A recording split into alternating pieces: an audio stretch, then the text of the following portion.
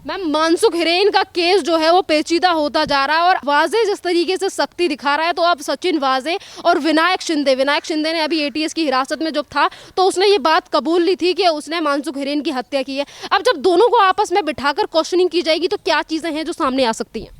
देखिए, आमने सामने बिठा के, वैसे तो वाजे इतना झूठा इंसान है, मुझे लगता है उसको आमने सामने से भी कोई फ़र्क नहीं पड़ेगा। लेकिन फिर भी जो विनायक है वो जब वाजे के सामने बैठेगा तो बहुत सारी चीज़ों का खुलासा होगा अपने आप में। कितनी, क्योंकि और मैं तो कहती हूँ इनका नार्को टेस्ट भी होना चाहिए, क्योंकि उससे बहुत फ़र्क पड़ेगा।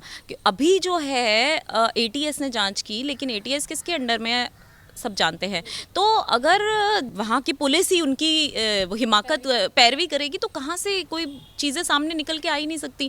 और एक बात की बहुत ज़्यादा हैरानी होती है कि जब कमिश्नर लेवल पे कोई कंप्लेंट जाती है, वो भी सीएमओ को, मतलब सीएमओ ऑफिस में जाती है, उनके मेल पे जाती है, तो भी उस पर कुछ भी देखा नहीं जाता, उसे नज़रअंदाज किया जाता है। जब एक कमिश्नर, एक होता है कि चलो किसी ठुल्ले ने कहा कि सर यहाँ बेईमानी हो रही है, सीएमओ को ऑफिस लेटर लिख दिया कि सर यहाँ पर वसूली की जा रही है सरकार के द्वारा, आपके जो गृह मंत्री हैं वो वसूली हमसे कह रहे हैं कि करनी है 100 करोड़ की या 200 करोड़ की। सपोज ये किसी कांस्टेबल ने कह दिया या किसी बहुत ही नीचे के सब इंस्पेक्टर है कुछ, तो आपने ध्यान नहीं दिया। कमिश्नर लेवल पे, और वो भी आपका रखा हुआ कमिश्नर, अगर आपको ये कंप्लेंट करता है कि हमसे 100 करोड़ की वसूली के लिए कहा जाता है आपके गृह मंत्री द्वारा, आंखें बंद करके सीएमओ बैठे हुए थे, तो उद्धव सरकार जो है, उद्धव जी को जवाब तो देने पड़ेंगे। देखिए, ये भाजपा की आवाज़ नहीं है, ये आम जनता की आवाज़ है। वो जानना चाहती है कि बगैर उनकी नॉलेज के, बगैर सीएम की नॉलेज के गृह मंत्री, उन्हीं का गृह मंत्री 100 200 करोड़ की डिमांड किसी से कैसे कर सकता है। मानसुख हिरेन के केस की अगर हम बात करें तो मानसुख हिरेन की हत्या जिस तरीके से की गई, हम उसे हत्या ही कहेंगे, क्योंकि जो भी चीज़ें निकलकर सामने आ रही है, हम ही क्या देश की जनता भी ये कह रही है कि मानसुख हिरेन की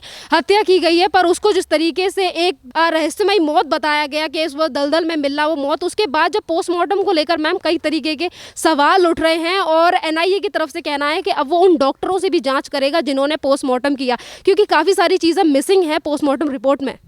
आज तक पोस्टमार्टम रिपोर्ट जब हुई सुशांत सिंह राजपूत की, वो कौन सा सही आई? तो अगर महाराष्ट्र की जांच एजेंसियों के ऊपर मैं एलिगेशन लगाना चाहती हूँ कि वहाँ का केस, वहाँ की एजेंसियों को तो देखना ही नहीं चाहिए, क्योंकि साफ सी बात है, वो सारी, जब पता है कि गृह मंत्री की बात आ रही है, सीएमओ पे बात आ रही है, तो ये सब कुछ तो हटाया ही जाएगा, तो सारे सबूत मिटाए जा रहे हैं।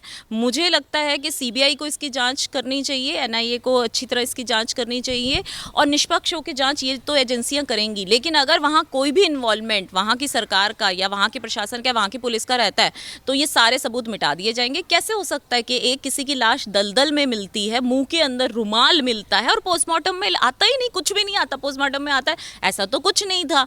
तो जो कि उस वक्त ये भी देखा गया, हॉस्पिटल में सबसे पहले वाजे पहुंचा हुआ था। कैसे पहुंचा हुआ था?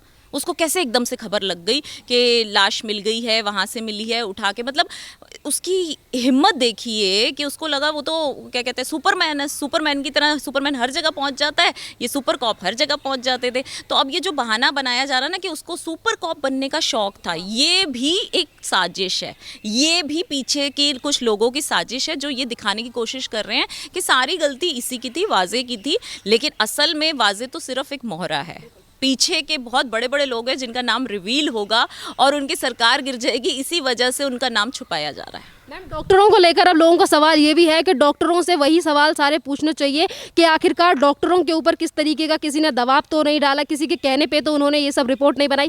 क्या इन सब सारी चीज़ों का जवाब देंगे डॉक्टर, या फिर सुशांत सिंह राजपूत के केस में जिस तरीके की चीज़ हमें देखने को मिली वही रिपीट होंगी आज फिर महाराष्ट्र में? बिल्कुल, महाराष्ट्र में जैसे सुशांत सिंह केस में आज तक डॉक्टरों ने जो रिपोर्ट दी थी वो बिल्कुल बेबुनियाद और एकदम बेकार रिपोर्ट थी। यहाँ से एम्स वाले डॉक्टर भी बाद में गए और काफ़ी खुलासे हुए, पर तब तक इतनी लेट हो जाता है कि सारी चीज़ें मिटा दी जाती हैं। तो मेरी तो सरकार से, केंद्र सरकार से विनती है कि आप जांच को थोड़ा सा तेज करिए और इसे जांच एजेंसियों को, सीबीआई को सौंपिए, ताकि वो उसको अच्छी तरह, एनआईए सीबीआई मिलके इसका निकाले कि क्या हुआ क्या था। क्योंकि जितनी देर होगी उतने एविडेंसेस को मिटा दिया जाएगा और तब कुछ भी साबित नहीं हो पाएगा। डॉक्टर हमेशा इस तरीके की चीज़ें क्यों करते हैं? क्योंकि डॉक्टरों ने आखिरकार जो पहला सैंपल था वो फॉरेंसिक जांच के लिए क्यों नहीं भेजा, फिर उन सारी चीज़ों में क्यों देरी की गई? डॉक्टर्स के ऊपर कोई दबाव रहा होगा या कुछ और रहा होगा जिस वजह से उन्होंने सही जांच, क्योंकि कोई भी नहीं मान सकता जिस संदिग्ध हालत में उनकी लाश मिली मनसुख हिरेन की, तो कोई नहीं कह सकता कि वो कोई आत्महत्या थी। और आत्महत्या भी होती तो मुंह के अंदर रुमाल लेके कौन आत्महत्या करता है? ये तो बड़ा अजीब सी बात है। हाँ, वो भी दलदल में कूद के। तो ये ना इतनी अजीब सी बातें हैं जो महाराष्ट्र में हो रही हैं और महाराष्ट्र की जनता समझ भी रही है। उम्मीद नहीं थी हमें कि उद्धव ठाकरे जी आज अगर राज करेंगे तो वो ऐसी चीज़ों को होने देंगे।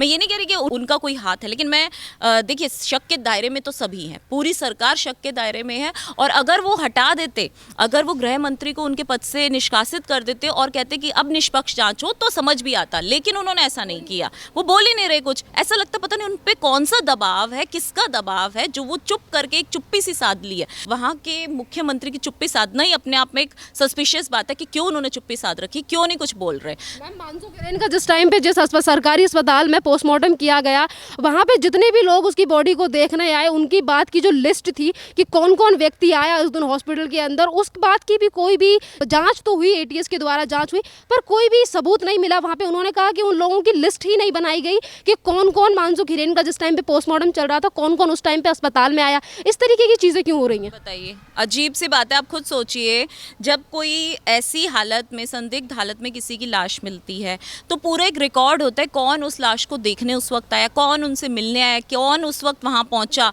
इसकी एक पूरा रिकॉर्ड रखा जाता है। और अगर नहीं रखा गया तो इससे क्या साबित होता है? इससे यही साबित होता है कि वो पोस्टमार्टम रिपोर्ट बिल्कुल झूठी है, फर्जी है, किसी के दबाव में बनाई गई है। और किसके दबाव में बनाई गई है वो तो अब देखिए, जब नाम गृह मंत्री जी का आ रहा है तो दबाव भी फिर उधर से ही होगा। तो ये तो जांच का विषय है और मुझे लगता है कि जांच निष्पक्ष होनी चाहिए। और निष्पक्ष तो जो केंद्रीय एजेंसियां हैं वही कर सकती है निष्पक्ष जाँच, लेकिन ये लोग करवाना भी नहीं चाहेंगे। इनको ये भी प्रॉब्लम है कि क्यों केंद्र जाँच करे। आप जब सारे एविडेंसेस मिटा दोगे और उसके बाद कहोगे कि अब आके CBI जांच करे तो क्या होगा? तब तो कुछ मिलेगा नहीं। लेकिन हाँ, हमें NIA से उम्मीद है कि कुछ अच्छा निष्पक्ष होके वो जो भी निकालेंगे सही निकलेगा। लेकिन साथ साथ और भी एजेंसियों को बीच में, CBI को भी इन्वॉल्व होना चाहिए, मुझे लगता है। ये मेरा पर्सनल व्यू है। एटीएस ने जिन दो लोगों को गिरफ्तार किया था, विनायक शिंदे और बुकी, जिन्हों में से एक ने मान भी ली थी कि उसने हिरेन की हत्या की थी। तो अब जब तीनों को मिलाकर जब NIA इनसे पूछेगी, जब इनसे जांच पूछताछ होगी, तो लोगों का ये कहना है कि जो 100 करोड़ का मामला निकल कर आ रहा है, शायद उसमें भी काफ़ी सारी चीज़ें हैं जो निकलकर सामने आएंगी। क्योंकि जब एक के बाद एक राज खुलेगा तो सारे वो राज खुलेंगे जिन्हें दबाकर महाराष्ट्र सरकार बैठी है। नहीं, विनायक शिंदे कौन है? वो महाराष्ट्र पुलिस में है, ठीक है, कांस्टेबल है। मैं यही तो बता रही हूँ, जो महाराष्ट्र पुलिस में कांस्टेबल हैं वो कह रहे हैं हमने मारा, ठीक है। और उनको निर्देश देने वाला उनका हेड कौन था? वज़े। और वो माना है नहीं माना उसका मैं नहीं कह रही, लेकिन जब कांस्टेबल ने माना कि हाँ मैंने ही किया है और इनके कहने पर किया है, ऊपर से कमिश्नर भी कह रहा है कि इस टाइप की वसूली की बातें जो थी वो पहले से ही चल रही थी, तो कैसे ये सारी चीज़ों को अनदेखा कैसे किया जा सकता है? महाराष्ट्र की जनता तो पूछ रही है ना उद्धव जी से कि उद्धव जी कुछ तो जवाब दीजिए। आप अपने गृह मंत्री जी को नहीं अगर निकाल रहे या उनको कुछ दिनों के लिए सस्पेंड तो कर दीजिए, तभी तो जांच अच्छी तरह से हो पाएगी। आपने उनको भी बनाए रखा है, तो इसका मतलब मुझे लगता है कि मुख्यमंत्री जी के भी कोई बहुत सारे राज हैं जो गृह मंत्री के पास हैं, इसीलिए वो उनको निकाल नहीं रहे हैं। संजय राउत की बात अगर हम करें तो सचिन वाजे को, जिस टाइम पे सचिन वाजे को लेकर बातें हो रही थी और लोगों का कहना है कि सचिन वाजे का हाथ शायद हो सकता है मनसुख हिरेन की हत्या में, क्योंकि जो मनसुख हिरेन की वाइफ ने एलिगेशन लगाए थे सचिन वाजे के ऊपर, संजय राउत ही थे जो संजय वाजे की वकालत करने के लिए सबसे पहले सामने आए थे और कह रहे थे कि बहुत अच्छे इंस्पेक्टर हैं, बहुत अच्छे क्राइम ब्रांच में काम किया। और जब सच्चाई सामने आ गई तो संजय राउत अचानक से चुप हो गए सचिन वाजे को लेकर। तो ये तो संजय राउत जी से आपको पूछना चाहिए, क्योंकि संजय राउत जी अक्सर ऐसे ऐसे बयान करते हैं, मुझे लगता है कि जल्दबाजी में आके वो बहुत सारे ऐसे बयान कर जाते हैं, उसके बाद उनको ये भी नहीं गिल्टी होती कि हाँ मैंने कुछ गलत बयान किया तो चलो मैं उसके लिए माफ़ी मांग लूँ। नहीं, आज भी अगर वो कहते हैं कि नहीं जी हम देशमुख को जो है नहीं हटाएंगे, तो इसका मतलब क्या है? आप बताइए ना, इसका मतलब क्या है? जब किसी पे एक इतने सीनियर लेवल पे कोई आपका ही रखा हुआ कमिश्नर एलिगेशन लगाता है और आप कमिश्नर की बात भी नहीं सुन रहे। कल तक तो आपका भाई था, कमिश्नर परमवीर सिंह आपका भाई था, आज क्या भाई दुश्मन हो गया? भाई दुश्मन हो गए।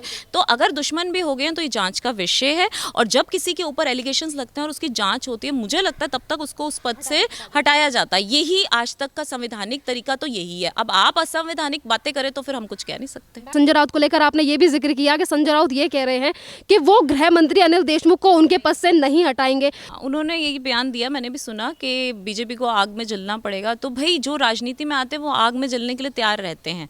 तो अच्छी बात है, आप जलाइए। इससे मतलब आपके बयान से क्या साबित होता है कि आप पूरी मुंबई को जला देंगे? भाजपा भी तो मुंबई में ही रहती है। तो मुझे लगता है कि ये बयान बहुत ही शर्मनाक बयान है कि गलती भी आप करें, पकड़े भी आप जाएं, आप पे कोई एलिगेशन अगर लगाए, और एलिगेशन भी ऐसे नहीं कि ऐसी हवाबाजी में सबूत के साथ लगाए, और तब भी आप ये कहेंगे नहीं जी हम तो चौड़े होके कहेंगे। मतलब ये तो वो वाली होगी चोरी चोरी ऊपर से सीना चोरी, कि चौड़े होके गलती भी करी है लेकिन फिर भी नहीं मानेंगे कि गलती नहीं करी, और ऊपर से दूसरे को लज्जत भी करेंगे, दूसरे की बेइज्जती भी करेंगे। तो ये तो जनता स्वीकार नहीं। आईपीएस ऑफिसर के लेवल के जो ऑफिसर हैं वो उद्धव ठाकरे की सरकार के ऊपर एलिगेशन लगा रहे हैं अनिल देशमुख को लेकर। पहले परमवीर सिंह और उसके बाद रश्मि शुक्ला ने भी इसी तरीके की रिपोर्ट सौंपी, और जो टेप रिकॉर्डिंग सामने आई वो भी उस बात को लेकर। पर नवाब मलिक की तरफ से ये कहा जाता है कि रश्मि शुक्ला बीजेपी की एजेंट है। देखिए, जो सही बोलेगा वो बीजेपी का एजेंट होगा। और आपने देखा होगा कि गृह मंत्री के खिलाफ कोई कार्रवाई नहीं हुई, लेकिन जिन्होंने एलिगेशन लगाया, जिन्होंने रिपोर्ट सौंपी सबूत के साथ कि गृह मंत्री ने उनसे वसूली की बात की है, उनके ऊपर केस चला दिया महाराष्ट्र सरकार ने। तो इसे क्या कहेंगे?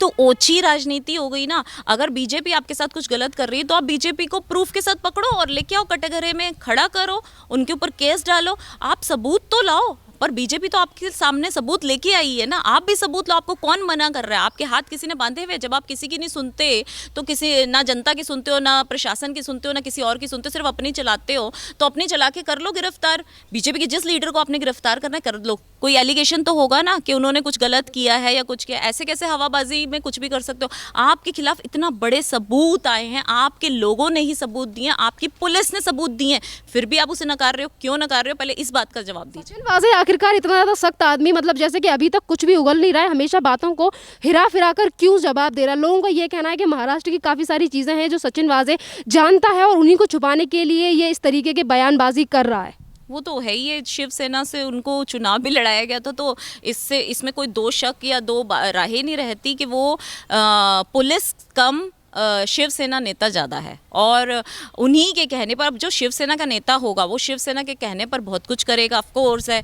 तो ये जो सारी परपंच रचा गया है ये शिवसेना और एनसीपी के द्वारा ही रचा गया। इसमें ये कहना कि एनसीपी को कुछ नहीं पता था, गलत है। जब रिपोर्ट सौंपी गई परमवीर सिंह, तो उन्होंने ये भी लिखा, मेंशन किया कि ये सारी रिपोर्ट हमने रिपोर्टिंग शरद पवार जी को भी गई है।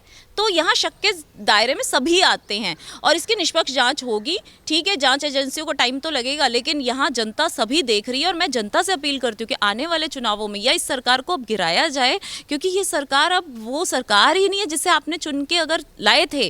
तो जनता का ध्यान रखना तो उनका कर्तव्य था ना। ऐसे कोरोना काल में आप 100 करोड़ 200 करोड़ की वसूली, उल्टा हर सरकार को चाहिए, हर स्टेट की राज्य सरकारों को चाहिए कि कोरोना के टाइम में बिजनेसमैन का इतना नुकसान हुआ है उनको सपोर्ट करें, ना कि उनसे हफ्ता वसूली करें। तो ये हफ्ता वसूली जो करी जा रही है ना, ये बहुत गलत बात है। धन्यवाद मैम।